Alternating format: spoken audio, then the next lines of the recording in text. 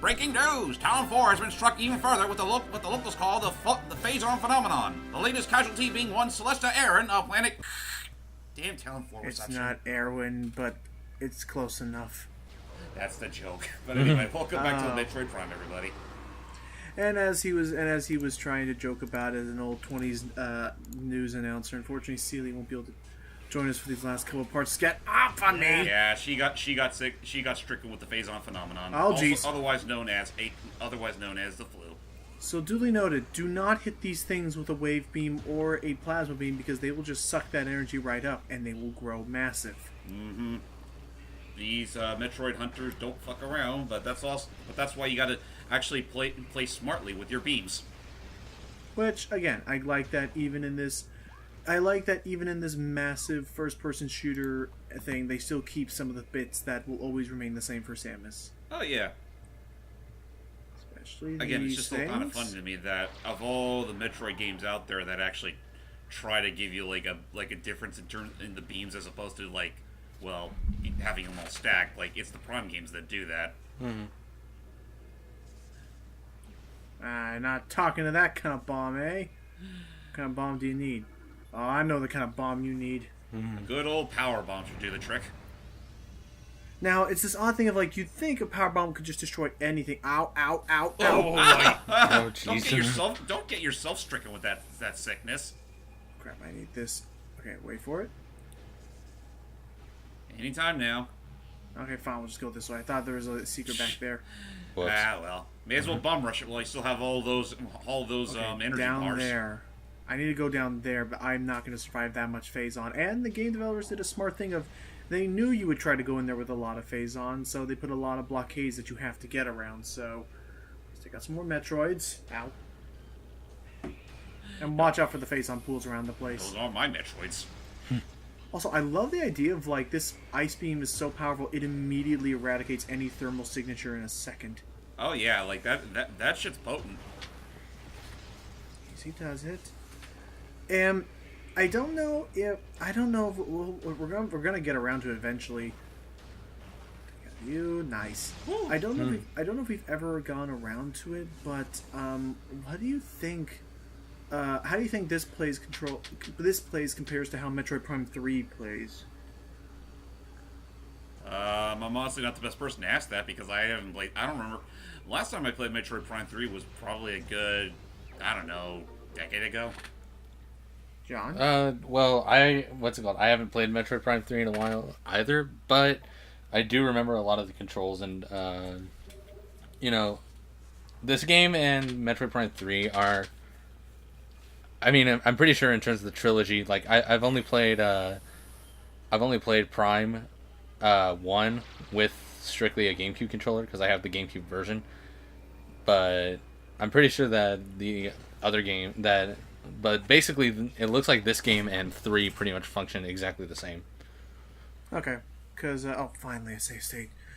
Or no, say it's just a missile tank. Wow, whatever. I'll take it.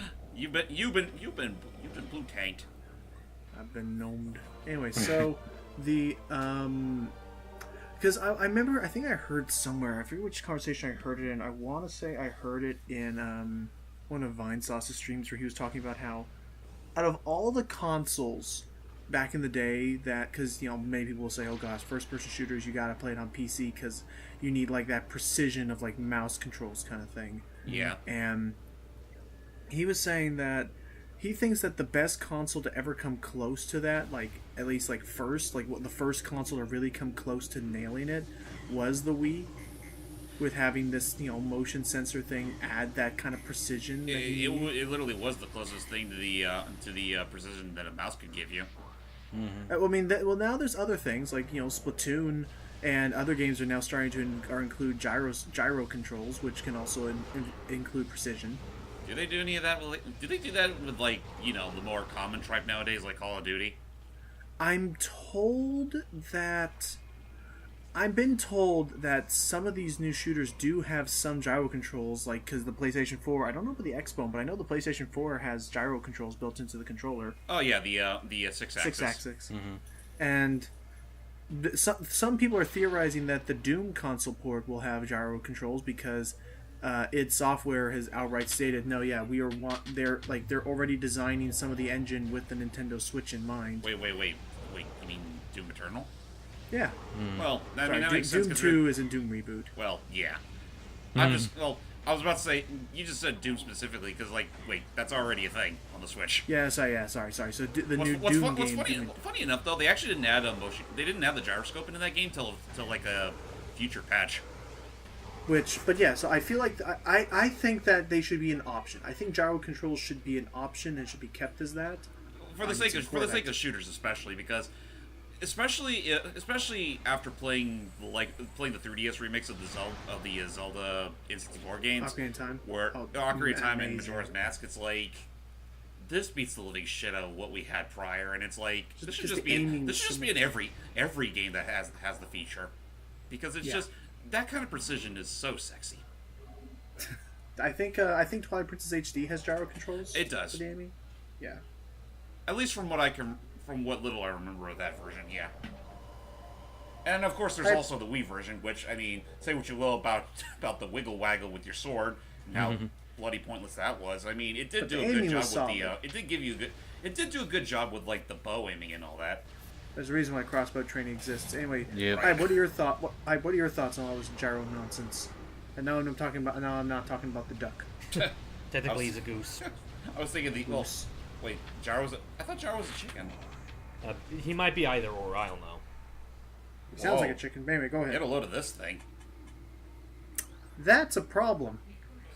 This is the epitome of all of the space pirates' Phase-on experimentation. Mm-hmm.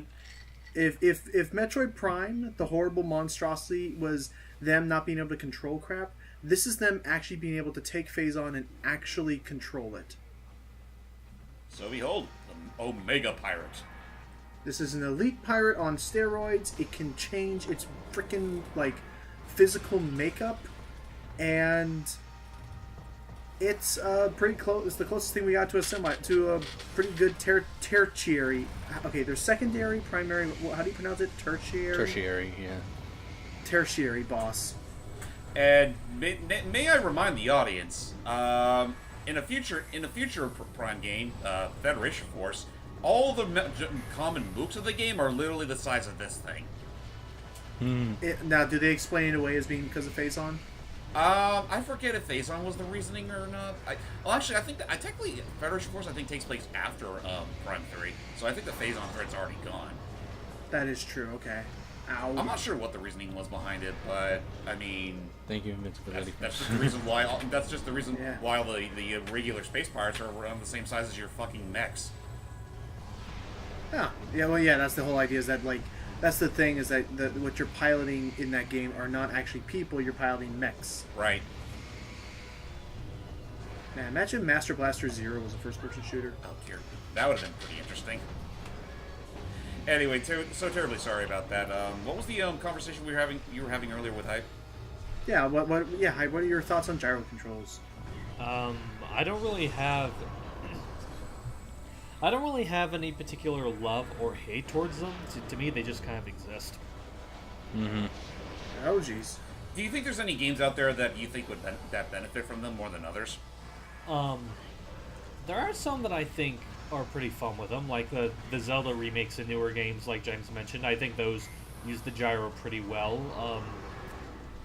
It's kind of funny, but honestly, gyro is kind of one of those things where it's like, I just accept it's there, but I never really think too hard about it in terms of how it affects the game or not. That's fair, because you always have those sticklers that always say that gyro controllers ruin everything. Yeah, and then you got those that just they embrace it. Crap. Well, I don't think those. Now?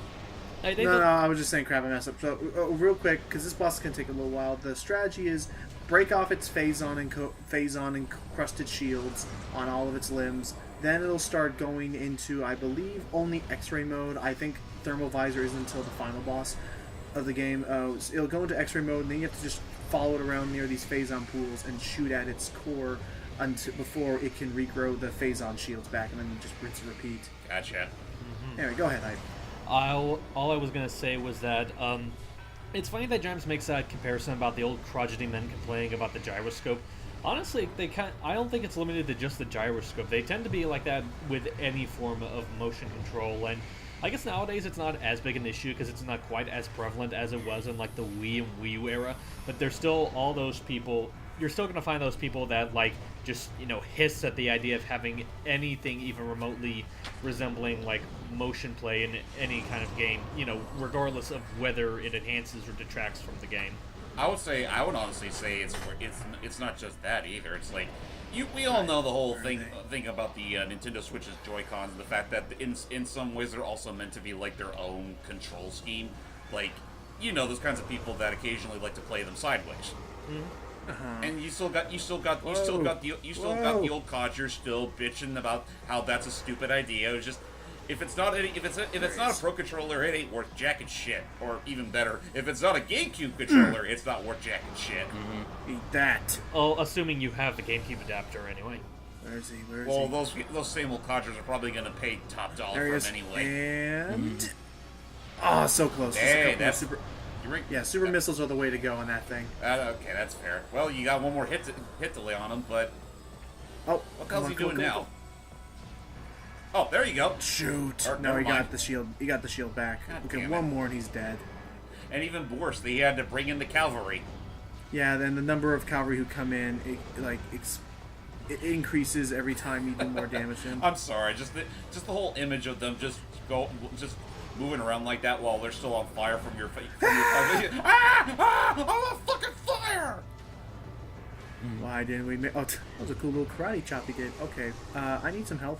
Thank you. Oh, I didn't realize they brought back the fucking karate chop, karate kicking, space pirates from Super Metroid. I love those guys. Those things were fucking ridiculous.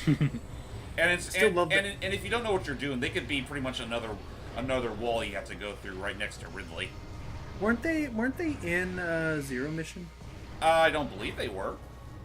Well, I mean, there were more powerful space pirates, but I don't think they were like of the same class. My two favorite space pirate moments from Zero Mission are still the one where you quickly run and hide, and they just kind of like pass by, like, where'd you go? And then the second one was when the tables turn and you are just wrecking everything, and then there's just that one guy like, don't see me, don't see me, don't see me, don't see me, don't see me, don't see me. Oh shit, she saw me! But I still think my favorite moment out of all of that was like at the very end where you were able to hijack. And the guy's like, I'm gonna stop him! It was just so... It was a noble effort, but at the end of the day, machine beats man-thing. Apparently, scientific fact, John, you cannot stop a starship with your face. Unless you like maybe headbutt like really, really hard and your skull was indestructible. That sounds like a job for Knuckles the Echidna. Too bad he's not in this universe. Yeah. Or that we know what's his face from Final Fantasy Final Fantasy, was it 6? It wasn't 4. I think it was maybe 5. Are you thinking of the guy or a Saban who just literally suplexes a train? Yeah, is that from 5 or 6? No, that's from 6. 6. Okay. I was trying to remember. 6 is the one with the magic hand armor. Yes. Come on! Down with his armor. And, Samus, you might want to get out of the way. That thing looks like he's about to drop. Samus, wait! Samus! Credits. Well, the Phazon dissolves into us, but we can thank the space pirates for one thing, because they were able to control and harness Phazon to such a degree that, as you recall, they usually reverse engineer a lot of their tech around us, so I think it's fair enough that we do the same. Oh, yeah. Look at that. The Phazon armor. Sleek look. This bad boy can handle any Phazon now, except for the really high concentrated stuff, because the game just happened to pull that out of its butt to introduce still some sense of danger. But it's a decent defense boost. And other than that, yeah, now we can walk around in the lower blue Phazon without any danger. Also, yeah, you can purchase some stuff from the gallery. Not sure you need to do that. So now begins the big part, which is after that feels so good. Yes, now, but yeah, see, there was no way they put all these here because they didn't. I think it is impossible to get down here without the Phazon suit because of all these blockades they put in your way. Yeah. And you'd be taking damage constantly in this. Which, whenever I see this stuff, who here has seen John Carpenter of Mars? I've heard of it. Hi, John. I think I know what you're talking about. Yeah, I've seen it. Although the movie was just simplified to John Carpenter, wasn't it? Yeah, because after Mars Needs Moms did horribly, they literally did everything they could to remove any attachment to Mars Needs Moms. Despite the fact that the film takes place on the Devil Damn Planet. Stupid for confusion, especially since not once, but I think twice they title drop saying, "I'm John Carpenter of Mars." And you're like, but no. Also, freaking Fusion Metroids. Let's get out of here. So, Nova. Hello. Out of here. Get out of here. Shoot. Go, get out of here. Shoot, Fine. don't bother. You're not my mom. I'm not your mama. Piss off. Run. That's I think they literally. I think what literally happened there was two Metroids hit each other and they exploded. Wow. Because they both went for me and I ducked and went through the door. Jeez, I love that. They just performed the world's strongest headbutt against each other. Body No. slam. Basically. But yeah, no. John Carpenter of Mars. It reminded me of this blue stuff. Reminds me of like those weird like blue energy weapons that the big like sage people use in John Carpenter of Mars. The bad guys. Uh-huh. So, in any case, we're now leaving and we're back in the upper levels of the Phazon mines because I got these power bombs I can use. Oh God! The light. And we're gonna be gaining a couple more weapons, and unfortunately for James, this is now the part of the game where the big backtrackathon happens. Oh boy, here we go. Because after you've beaten the Omega Pirate, you've pretty much gotten everything you need now that you can go everywhere Phazon, which now leads us to the artifact hunt. Yep, it's time for the hunt.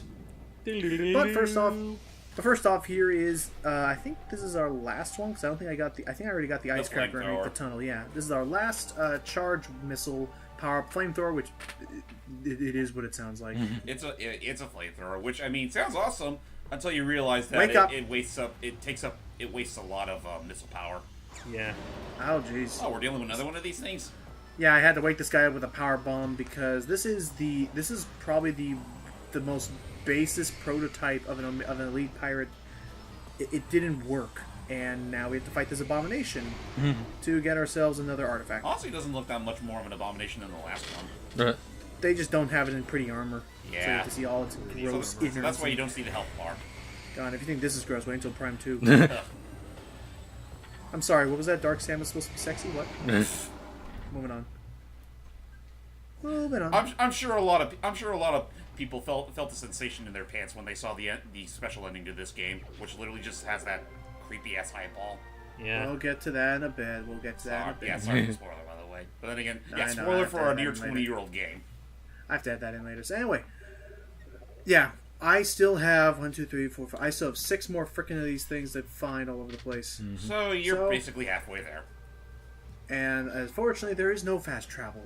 So you're welcome for having to go through all this, because I know that there's going to be no way of getting around this. Yeah, it's just one of those reasons why we're kind of grateful we're not doing the Metroid games live. Now, Mario Odyssey is another story. Well, I mean, that one, I think, knows how to handle its rewards. Like, again, the whole purpose of the moons is having them be short, sweet, and almost addictive to get. Because they're all over the place and easy to find. Actually, speaking of, since we're talking about like our plans for live, didn't you say that our plan for Spyro 1 kind of changed, or is that still going to be live? No, that's still going to be live, because, honestly, everyone wants to be there. And there is no way in hell I'm making that post-con, because I will have literally no room to talk. Well, my thing is that, fair. like, I could have sworn that something popped up that made you change your mind, or I'm guessing that at first we thought it was gonna be me. At first we thought it wasn't gonna work. Come on, there we go. At first we thought it wasn't going to work because my recording worked out a couple times. Oh, but right, I realized, right. That was what the asterisks look at. But I realized the issue that I can hopefully fix it up with is, I think to save on processing power, I'm going to. I'll connect to you guys via my Yeti mic and on my desktop while I still record via my laptop. Yeah. That way, because my computer can probably handle the whole screen share thing just fine. and that way my recording will never fail, because the reason why my Audacity would drop audio was because too much was happening at once. So the processing would like cause it to drop quote unquote audio frames. So I'm sure if I just, manage the processing power between my two devices, I can still make this work. Right. But with that said, join us in the next part for what will be the finale for Metroid Prime, because we're going to be going all over the place and finding every last gosh dang thing in the game. And we promise with the finale we'll give John more time to talk. Till next time, guys. Next time. Going to the furnace. Wait a minute, John was here?